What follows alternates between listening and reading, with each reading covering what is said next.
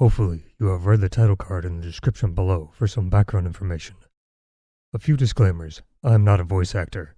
This will be a straight reading of the text. You will hear me mispronounce names and stumble through sentences.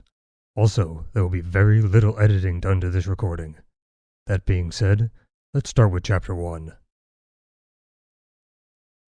All is quiet in Moscow. The squeak of the wheels is seldom heard in the snow-covered streets. There are no lights left in the windows, and the street lamps have been extinguished. Only the sound of bells, borne over the city from the church towers, suggests the approach of morning. The streets are deserted. At rare intervals, a night cabman's sledge kneads up the snow and sand in the street, as the driver makes his way to another corner, where he falls asleep while waiting for a fare. An old woman passes by on her way to church, where a few wax candles burn with the red light reflected on the glint mountings of the icons. Workmen are already getting up after the long winter night and going to their work, but for the gentlefolk it is still evening. From a window in Chevalier's restaurant, a light illegal at that hour is still to be seen through a chink in the shutter. At the entrance, a carriage, a sledge, and a cabman's sledge stand close together with their backs to the curbstone. A 3-horse sledge from the post station is also there. A yard porter, muffled up and pinched with cold, is still sheltering behind the corner of the house. And what's the good of all this jawing, thinks the footman, who sits in the hall, weary and haggard. This always happens when I'm on duty. From the adjoining room are heard the voices of 3 young men, sitting there at the table, which are wine and the remains of supper. One, a rather plain, thin, neat little man, sits looking with tired, kindly eyes at his friend who is about to start on a journey. Another, a tall man, lies on a sofa beside a table on which are empty bottles, and plays with his watch key. A third, wearing a short, fur-lined coat, is still pacing up and down the room, stopping now and then to crack an almond between his strong, rather thick, but well-tendered fingers. He keeps smiling at something, and his face and eyes are all aglow. He speaks warmly and gesticulates, but evidently does not find the words he wants, and those that occur to him seem inadequate to express what has risen to his heart. "Now I can speak out fully," said the traveler. "I don't want to defend myself, but I should like you at least to understand me as I understand myself, and not look at the matter superficially. You say I have treated her badly," he continued, addressing the man with kindly eyes who was watching him. "Yes, you are to blame," said the latter, and his look seemed to express still more kindliness and weariness. "I know why you say that," rejoined the other one, who was leaving. "To be loved is, in your opinion, as great a happiness as to be loved, and if a man obtains it, it is enough for his whole life." "Yes, quite enough, my dear fellow, more than enough," confirmed the plain little man, opening and shutting his eyes.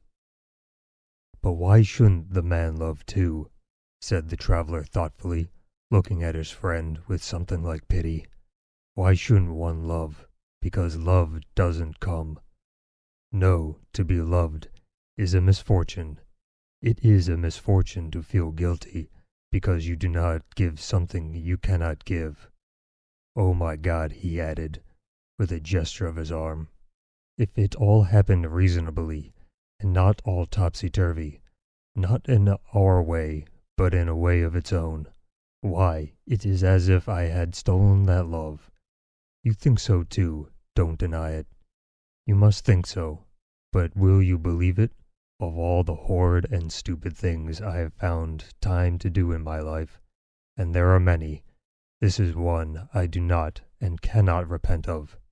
Neither at the beginning nor afterwards did I lie to myself or her. It seemed to me that I had at least fallen in love, but then I saw that it was an involuntary falsehood, and that was not the way to love, and that I could not go on, but she did. Am I to blame that I couldn't? What was I to do? Well, it's ended now, said his friend, lighting a cigar to master his sleepiness. The fact is that you have not yet loved and do not know what love is.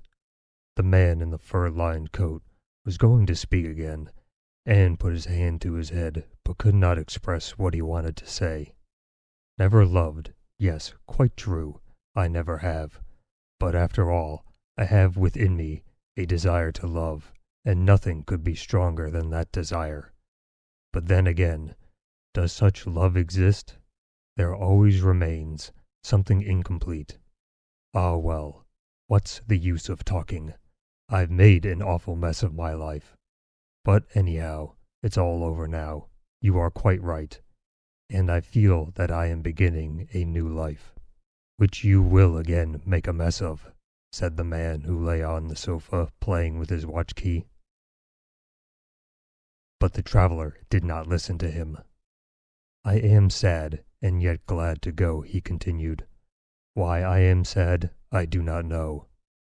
And the traveler went on talking about himself, without noticing that this did not interest the others as much as it did him. A man is never such an egoist as at the moment of spiritual ecstasy. At such times it seems to him that there is nothing on earth more splendid and interesting than himself. Dmitri Andreich, the coachman won't wait any longer, said a young serf, entering the room in a sheepskin coat, with a scarf tied around his head. The horses have been standing since 12, and it's now 4 o'clock. Dmitri Andreich looked at his serf, Venyusha.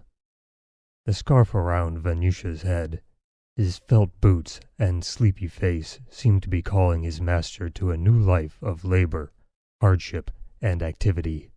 True enough, goodbye, he said, feeling for the unfastened hook and eye of his coat. In spite of an advance to mollify the coachman by another tip, he put on his cap and stood in the middle of the room.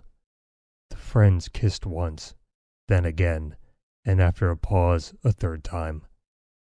The man in the fur-lined coat approached the table and emptied a champagne glass, then took the plain little man's hand and blushed. Ah well, I will speak out all the same. I must and will be frank with you, because I am fond of you. Of course you love her, and I always thought so. Don't you? Yes, answered his friend, smiling still more gently. And perhaps— Please, sir, I have orders to put out the candles, said the sleepy attendant, who had been listening to the last part of the conversation and wondering why the gentlefolk always talk about one and the same thing. To whom shall I make out the bill? To you, sir? He added, knowing whom to address and turning to the tall man. To me, replied the tall man. How much? 26 rubles. The tall man considered for a moment, but said nothing and put the bill in his pocket. The other two continued their talk. Goodbye. You are a capital fellow, said the short, plain man with the mild eyes. Tears filled the eyes of both. They stepped onto the porch. Oh, by the by, said the traveler, turning with a blush to the tall man, will you settle Chevalier's bill and write and let me know? All right, said the tall man, pulling on his gloves. How I envy you, he added, quite unexpectedly when they were out on the porch. The traveler got into his sledge, wrapped his coat about him, and said, Well then, come along. He even moved a little to make room in the sledge for the man who said he envied him. His voice trembled. Goodbye, Maita. I hope that with God's help you, said the tall one. But his wish was that the other would go away quickly, and so he could not finish the sentence. They were silent for a moment. Then someone again said goodbye, and a voice cried, "Ready?" And the coachman touched up the horses. "Hey, Elsar," one of the friends called out, and the other coachmen and the sledge drivers began moving, clicking their tongues and pulling at the reins. Then the stiffened carriage wheels rolled, squeaking over the frozen snow. "A fine fellow, that Olnin," said one of the friends. "But what an idea to go to the Caucasus. As a cadet, too, I wouldn't do it for anything." "Are you dining at the club tomorrow?" "Yes." They separated. The traveler felt warm. His fur coat seemed too hot. He sat on the bottom of the sledge and unfastened his coat, and the 3 shaggy post horses dragged themselves out of the once dark street into another, past houses he had never seen before.